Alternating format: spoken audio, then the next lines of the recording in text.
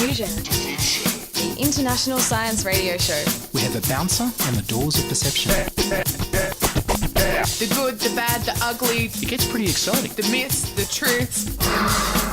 Toxicology. Astroseismology. Magnetism. The dark side. Genetically engineered potatoes. Planetoid. Planetoid. I love that word.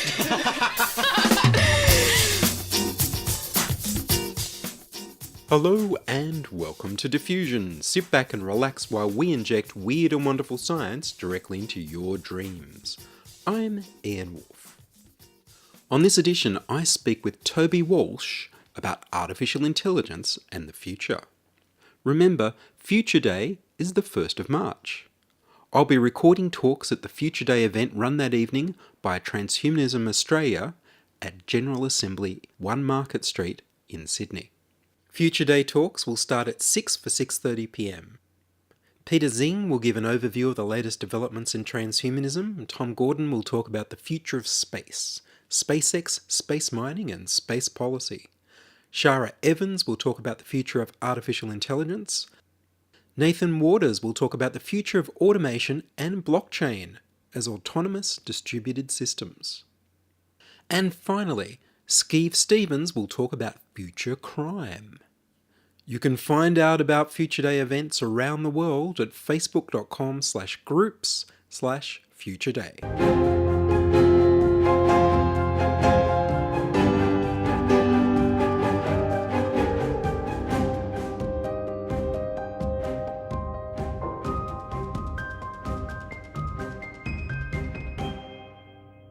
Toby Walsh is Professor of Artificial Intelligence at the University of New South Wales. I visited his office and began by asking him, you hear a lot about artificial intelligence, autonomous, algorithms. How are these things different? Well, artificial intelligence is trying to make smart algorithms so that we have autonomous machines. There you go, a sentence that's got all of the words in together. Algorithms are the recipes that run the programs in our computers. They're like recipes in the sense that they operate on the ingredients of the data that we give them. Often algorithms aren't very smart. They don't do very smart things. When we try and get computers to do smart things, then we're bordering into artificial intelligence. It's very hard, though, to define what artificial intelligence is. In fact, most people working in the field have given up trying to define what it is, and we just fall back on some default things like it's trying to get machines to do things that when humans do them, we say they're intelligent. And one of the good applications of artificial intelligence, of AI, is to build machines that will be autonomous, that can actually make their own decisions. That might be autonomous cars, for example. We're going to see those very shortly on our roads, where the machine is doing the thinking, recognizing the objects on the street, making its decision as where to go, so that it can drive autonomously. And that's going to be an interesting transition, isn't it? Because there's going to be a time when there's people on the road with the machines, and the machines won't act the way the people expect. Will the people act the way the machines expect? Wonderful question. Yes, well, the challenging part will be the transition when we've got a mixture of humans and machines doing the driving. When it's only the machines driving, actually, that's going to be very easy because the machines will just talk to each other with radio, V2V, vehicle-to-vehicle communication, and they'll be able to agree, I'm going to go through. In fact, we won't need traffic lights probably then anymore because the cars will just agree who's going to go next through the intersection. It will all be done seamlessly. So the challenging point will be the transition as we have a mixture of humans who drive perhaps a bit more erratically than the machines do. So yes, I'm very concerned, and the other road users. I'm very concerned as a cyclist that I'm maybe not as visible as other people, especially to autonomous cars. So we do have to worry about the transition, but it's worth pointing out the endpoint's going to be fantastic. The endpoint is one where we have 1,000 people die on the roads of Australia every year in road traffic accidents. More than 95% of those accidents caused by the driver. And so we're not going to have those accident rates anymore once we have autonomous cars. We're going to look back and it's going to look like the Wild West. We're going to wonder how we put up with this carnage on our streets. That's great, financial burden. It's a $1 billion problem. Each of those road traffic accidents cost $1 million to deal with, and so times 1,000, that's $1 billion, plus all the immense personal tragedies that are associated with those accidents. Sadly, most of us have known someone in our immediate circle who has died in a road traffic accident. It's one of the major causes of death for men under the age of 35. It is something that we will look back as a society and wonder how we put up with it. And when we have autonomous cars, we won't have to put up with it. It will be a much brighter future, and it will give mobility to young people, to elderly people, to handicapped people. So it will be very liberating. It will open up our cities. It will change completely the nature of our transportation. And there was a study done for Lisbon, and they worked out you could do the transport of Lisbon with autonomous cars if you had 1/10 of the cars. Because most of the time, a car's not doing anything. It's 90% of the time it's sitting parking on the side of the road, rusting slowly. It's waiting for you, waiting to do your next activity. And so it has to wait there. Whereas if it was autonomous, it could go off and do something. It could go and earn you money as a taxi.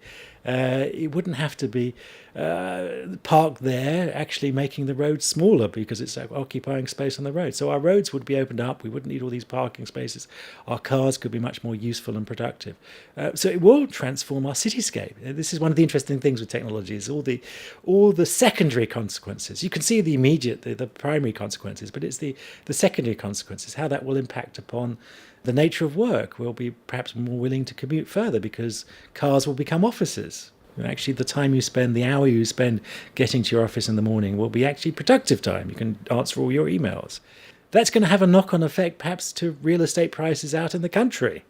That's going to change the nature of realtors' jobs in the country. So it's all of these interesting secondary effects that people don't necessarily realise immediately when they see the technologies coming. At the moment, there's a push to put internet on everything. The Internet of Things is a big rising thing. Are we going to have an artificial intelligence of things where it's like electricity, you add it to everything in your life to make it better?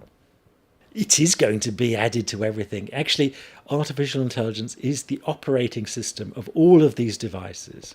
Everything is, as you say, is going to be connected to the internet, and it's going to be sending and harvesting data. Your light bulb, your front door, your fridge, your oven, your desk, your vase with the flowers in it on the table, they're all going to be internet enabled. But what's the interface going to be? They're not going to have keyboards and screens. Most of these devices, no, they're not going to. So the only interface you're going to have is voice. They're going to have a little microphone, and they will be able to listen to you, and you'll say, "Lights on." And you'll walk into a room and you'll say, "Who won the footy last night?" The room will recognise who you are, biometrically identify who you are. It will look up your preferences, know which team you support, will find the result, and then will speak back to you and tell you who won the footy. So it's going to be like that, and it's going to be a conversation that follows you. It's going to be a lifelong conversation. It won't be just one conversation in one room. You walk out of the room, walk into the next room, get into your car, and continue the conversation. And that new device, that new room, that new car will work out who you are and will know all about you.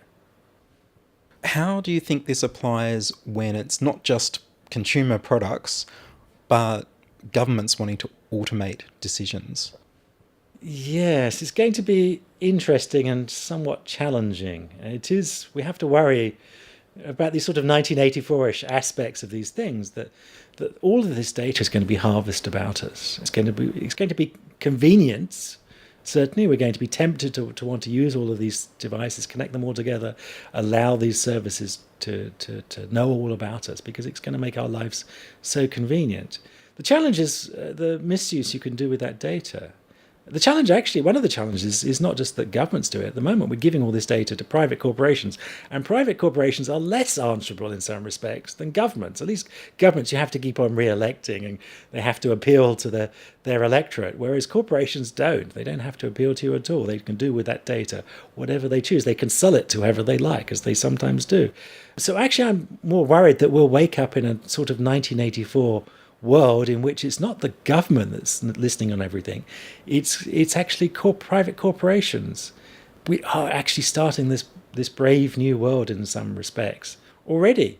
You're paying money to go and buy an Alexa, or some intelligent speaker in your home. You're paying good money for a device that's constantly listening, constantly monitoring you, And you don't own that data. That data is owned by Amazon or Apple or whoever's running the service.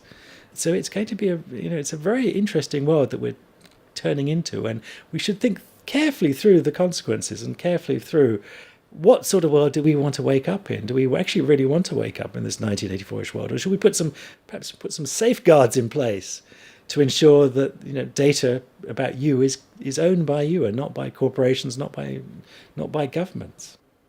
There's already advertising from Amazon suggesting you should give Alexa your bank details so it can make purchases on your behalf. Yes, and there are stories about Alexa buying things accidentally, that some child in the house has mentioned that they'd like a doll's house, and suddenly a doll's house arrives on the doorstep, delivered next day by Amazon Prime. So yes, we should be very careful about these things.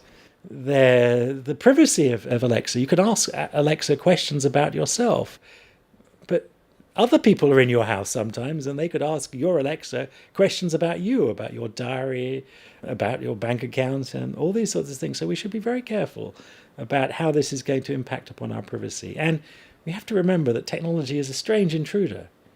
It's not inevitable. It's not something that we have to let into our lives, whatever. It's not something that's fixed. We get to make the choices as to what is let into our lives and how we let it into our lives and what rights we give it, what abilities we give it, and whether some things are not necessarily desirable. And is that the topic of your book? So yes, I did just write a book. It's called It's Alive, Artificial Intelligence from the Logic Piano to Killer Robots, to talk about some of these questions. The book tries to set the scene by explaining what artificial intelligence is, where it came from. It goes back all the way to the ancient Greeks and talks about how we've had this dream for thousands of years now about mechanizing thought, and also about understanding our own thought. It is an interesting subject in that sense. The book also talks about what we can do today. If you believed everything you read in the newspapers, then you might already believe that we already have artificial intelligence. We don't. We're still quite a way away from building machines that are as intelligent as humans. I think most of my colleagues estimate it will take at least 50 more years before that happens, and maybe even longer, or maybe even never. We don't actually know. It's a scientific pursuit, but I don't have any expectation that we won't eventually be able to build machines that are as smart as us. There's nothing I can see that's particularly special about our biology, but even so, it's going to be a challenge. It's not an easy task. It took us millions of years of evolution to get where we are today, to be as smart as we are. So it's not going to be something that's going to be easy to engineer overnight. It's still quite some significant challenges. We can, however, already build machines that are better than us at narrow focus tasks. If you like, we can build a machine that can play Go or chess better than any human. We can build a machine that can read X-rays more accurately, quicker, cheaper than a human can. We can build machines that can do narrow focus tasks, but nothing that approaches the breadth of ability of a human. I still have immense respect for our human intelligence. The brain is, of course, the most complex system we know of in the universe. Nothing approaches its complexity. The billions of neurons, the trillions of connections. It is a remarkable machine that allows us, for better or worse, to have dominated the planet. We are the dominant species on the planet because we're the smartest. We're not the fastest. We're not the strongest. We don't have the sharpest teeth. We just happen to have the smartest brain. And that's really important to our existence. In fact, it's in our name. We're Homo sapiens. We're the smart species. That's maybe a bit self-centered to have named ourselves that, but it is true. We are smart. That's how we got to be on running the planet, and we're not necessarily running it in necessarily the best way, but we are nevertheless the dominant species, and the other things on the planet have to adapt to what we say. So it's going to be a very interesting future when we are no longer the smartest thing on the planet, when we've built machines that might be smarter than us, because there's no reason to suppose if we can build machines that are as smart as us, that those machines can't necessarily be any smarter than us. It would be rather self-centered to suppose that we were the limit of intelligence. In fact, the history of science is one that wherever we've put ourselves on a pedestal, we've been wrong. The sun did not go around the earth went around the sun. We were genetically no different than the apes. We were, Darwin and Copernicus taught us that if we tried to think we were somewhat more special than we were wrong. And so I think if we think there's something special about our intelligence, that it can't be matched and perhaps even exceeded in silicon, again, will prove to be wrong. And machines have lots of advantages than us. They are faster than us. They can have more memory than us. We are constrained by what can fit in our skull. We're constrained by the limits of the 20 watts of power that our body can provide. Our brain, interesting enough, uses the most energy of any organ in our body. It uses more energy than your heart. We devote a huge amount of our bodily resources to running our brain. And then we have to rest at night because of that. Because it gives us a great evolutionary advantage, but we're limited we're limited to those 20 watts of power. With computers, though, we're not limited at all. We can tap into almost unbounded amounts of power, unbounded amounts of memory, and they have lots of other advantages. They'll never need to forget things. I mean, the interesting question is, some people say actually forgetting things might be useful. It helps us to not to be distracted by clutter in our lives. Well, it's very easy to write a program to forget things as well. So if forgetting is important, we can write programs to forget as well.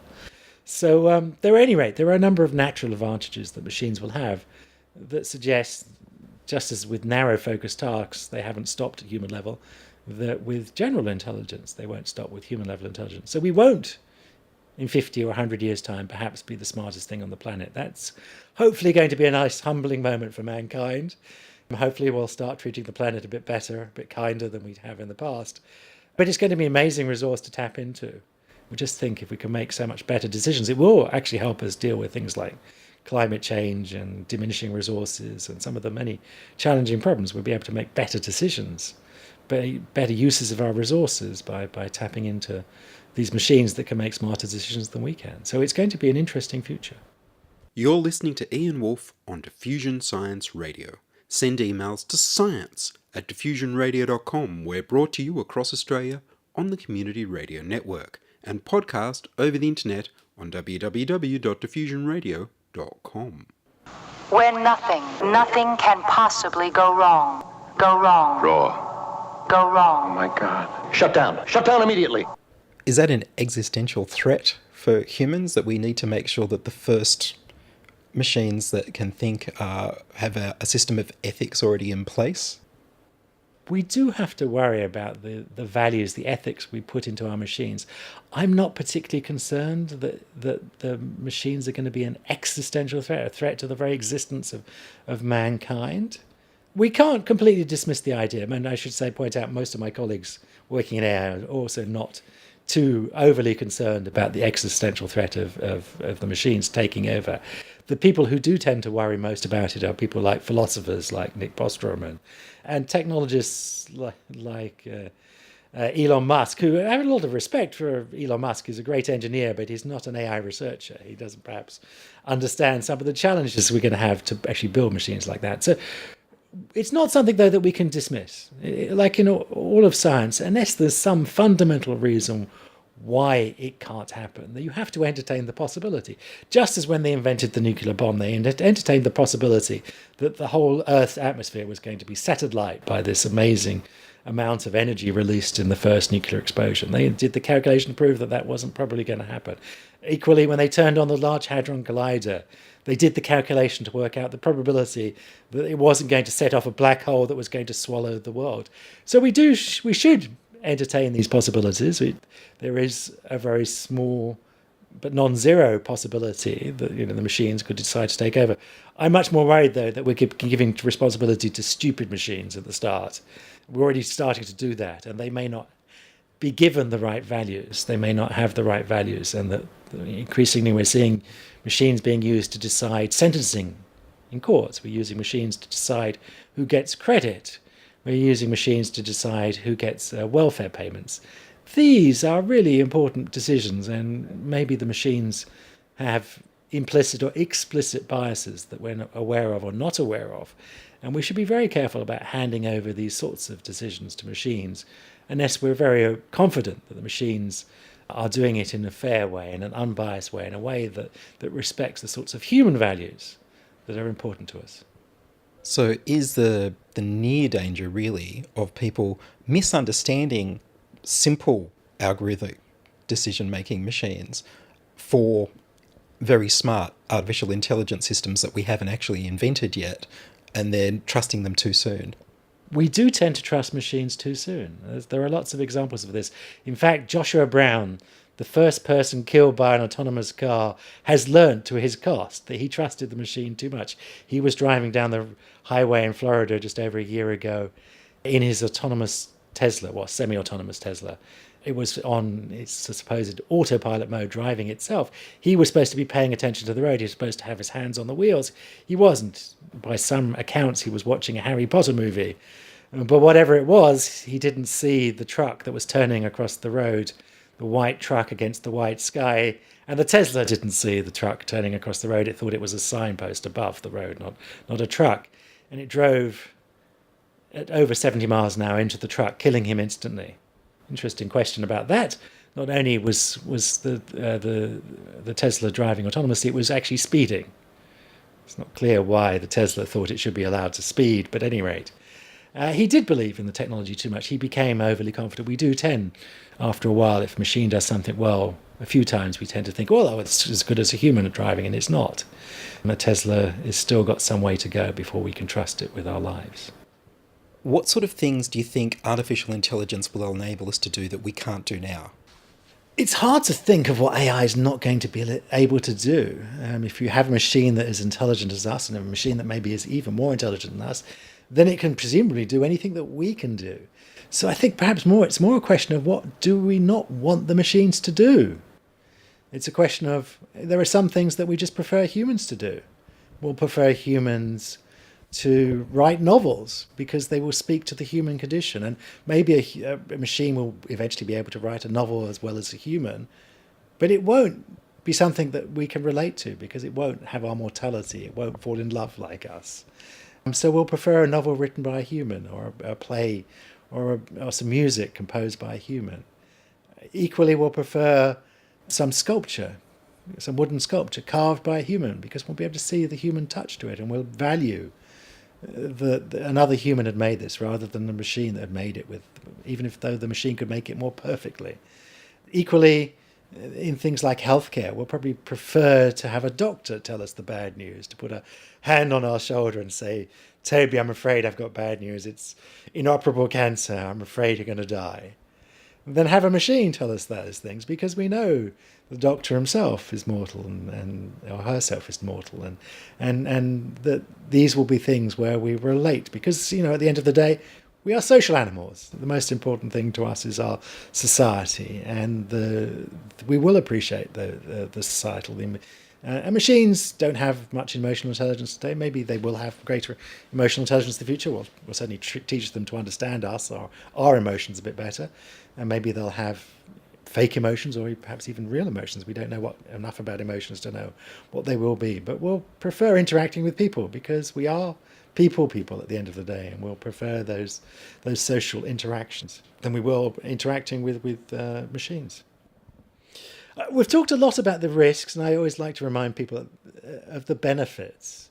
That the reason that we're doing this not only is because it provides amazing insight perhaps into our own brains, but also because it's going to provide amazing benefits. If we make the right choices, it's a technology that's, like most technologies, is pretty neutral. It can be used for good or for bad. And we face immense challenges today. We face climate change, the ongoing, perhaps never-ending financial crisis. We face a global refugee problem, growing inequality within our society. Many, many problems are stressing our planet today. And we almost have no answers to these problems other than technology and other than what we've done in the past, which is invest in technology. It's about the only hand of cards we get to play.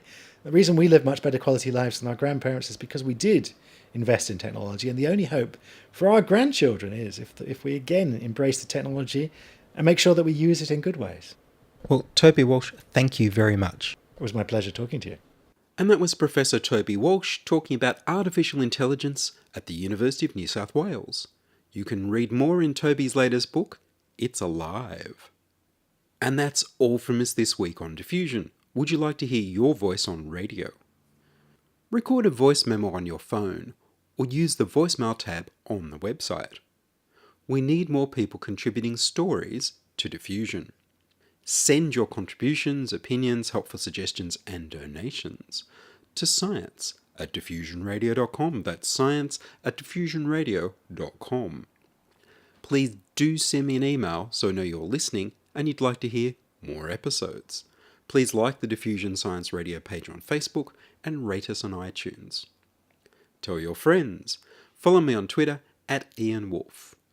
Join my patrons at patreon.com/diffusionradio and support the show so that I can make more episodes. Sound check by Charles Willock. I produce Diffusion, which is broadcast around Australia to 27 stations on the Community Radio Network, including 2 RBM in the Blue Mountains of New South Wales, 8 CCC in Alice Springs and Tennant Creek, 2 MVR in Nambucca Valley, 3 MBR in the Mallee Border districts of Victoria and South Australia, and 7 LTN City Park Radio in Launceston, Tasmania. Diffusion is syndicated globally on the National Science Foundation's Science 360 internet radio station and also on astronomy.fm. Subscribe to the podcast on the Diffusion website, www.diffusionradio.com. That's www.diffusionradio.com, and check the website for links, photos and videos about this week's show. If you enjoyed this show, then you can explore more than 900 previous episodes archived on diffusionradio.com, where the shows are labelled by keywords so you can focus in on the stories you want to hear. I'm currently archiving a whole lot of shows from around 2000 to 2006 that were recorded on minidisc. Stay tuned to hear some of those. Subscribe to the Diffusion YouTube channel at youtube.com/c/diffusionradio. I'm Ian Woolf. Join us inside your audio device of choice for more science wondering next week on Diffusion Science Radio. Science is fun. It helps you to learn, to know, and to appreciate. When you study science, you may go on field trips. You discover the marvelous interrelationships between all living things. You learn to read the history of the Earth as it is written in rocks and fossils. You find out what makes things tick. Everything from a molecule to a living organism. In the study of science is found the most useful and satisfying knowledge of man. Knowledge of his physical world, its past, its present, and its future. And in your moments of relaxation, now and in the years to come, you will find the study of science leading you into fascinating pursuits. Photography, collecting.